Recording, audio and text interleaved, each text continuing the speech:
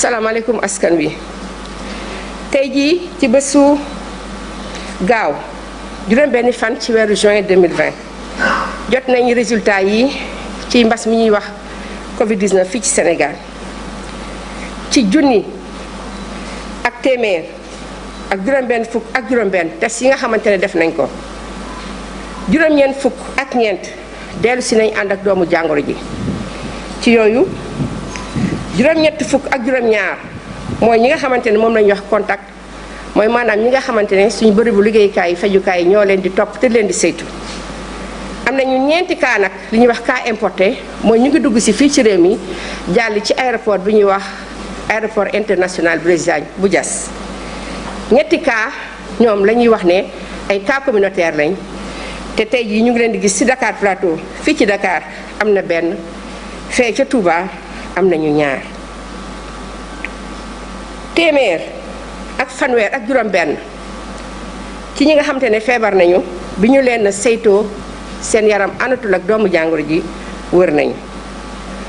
fukk ak juróom-ñett cas grave nag am nañ ko ci suñu bërëbu sowetaas yi mooy maanaam service réanimation yi nekk ci biir l'hôpital yi ñeneen ñi nga xam ne ñu ngi tëdd ci l'hôpital yi fi ñu leen di fajee seen wér-gu-yaram mu ngi ànd ak tan ci bésu tey bii bi mbas mi Covid-19 duggee ci Sénégal ba léegi ñu fàttaliku mooy ci mois de mars bi mu amee ñaari fan ñu ngi tollu si ñeenti junni ak ñaar téeméer ak ñeent fukk ak juróom-ñeent ñi nga xamante ne ànd nañu ak doomu jàngoro yi bi ñu leen seetee gis nañ ci yooyu ñaari junni ak juróom téeméer ak fukk ak ñaar ñoom wër nañu seen yaram kenn gisatu ci doomu jàngoro ji ñeent fukk ak juróom-ñaar génn nañ àdduna làkku nañu ci ñi nga xamante ne ñoo des ci bërëbukaay yi liggéeyukaay yi fajukaay yi bu baax laa wax te ñu leen di faj ñu ngi toll ci junni ak juróom-benn téeméer ak juróom-ñett fukk ak juróom-ñeent ministère de la santé ni mu koy waxee suba su ne mi ngi dolli di ñaax askan wi fii ñu tel tey ci mbas mi ñu gën a dooleel te di topp tegtal yi nga xamante ne ñu ngi leen koy jox li ñuy wax geste barrière bu ñu ko defee mbas mi dina mun a génn suñu réew fii ci Sénégal. ma dellu si waat di wax di fàttali ni ba mbas mi duggee Sénégal ba léegi ñu ngi toll léegi ci ñetti weer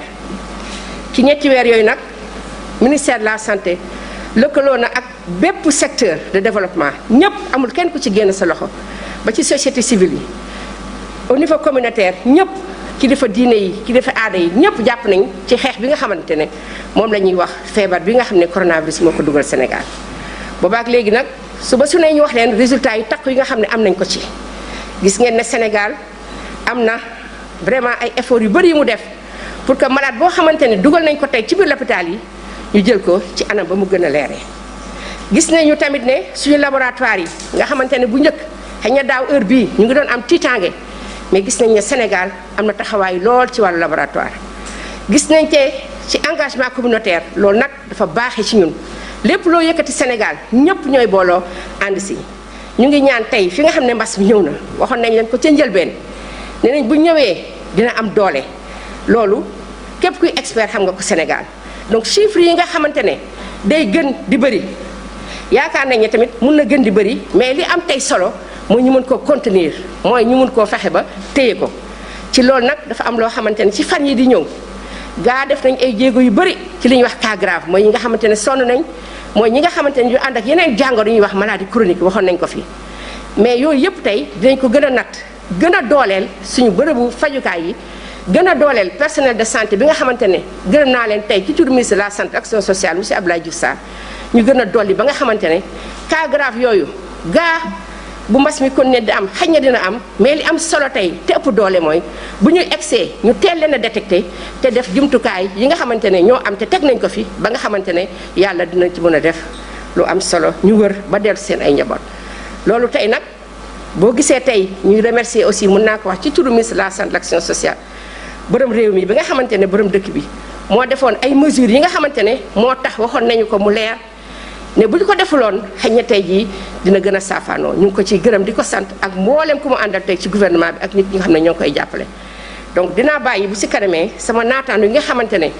ñoom ñooy liggéey ak ñun ci comité national de gestion des épidémies mais ànd ak ñëpp tey pour wax yeneen stratégie mooy maanaam yan doxalin la ñuy xali def ndax kat changement am na fukki diwaan ak ñeent mooy région tey am nañ mbas mi mais également ci département de Dakar am na loo xamante ne bëri na fi rawatina biir région Dakar ak Thiès ak Touba maa ngi leen di gërëm di leen di sant wasalaam.